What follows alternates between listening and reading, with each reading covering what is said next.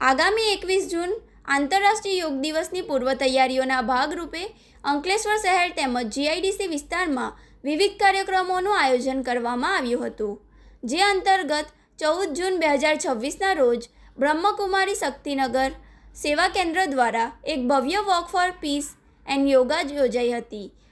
શાંતિ પદયાત્રાના પ્રારંભે જીઆઈડીસી ખાતે જય તરૈયા, શહેર ખાતે અંકલેશ્વર નગરપાલિકાના ઉપપ્રમુખ વિરલબેન મકવાના, નગરપાલિકા સભ્ય દીક્ષિતાબેન રાણા, મીડિયાકર્મીઓ તેમજ બીકી યોગા ટીચર સુરેન્દ્રભાઈ, કોમલબહેન અને કામિનીબહેન ખાસ ઉપસ્થિત રહ્યા હતા. કાર્યક્રમની શરૂઆતમાં બીકે નીમાબહેને ઉપસ્થિત તમામ મહાનુભાવો અને મહેમાનોનું શબ્દોથી ભાવભર્યું સ્વાગત કર્યું હતું.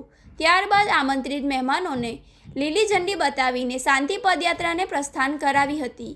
આ શાંતિ પદયાત્રા શક્તિનગર સેવા કેન્દ્રથી શરૂ થઈને જલારામ સ્કૂલ તરફ આગળ વધી હતી. ત્યાંથી સ્વર્ણિમ લેકવ્યૂ પાર્કના પાછળના ગેટ થઈને તમામ ઉત્સાહીઓ પાર્કમાં એકત્રિત થયા હતા, જ્યાં સૌએ સાથે મળીને યોગાભ્યાસ કર્યો હતો.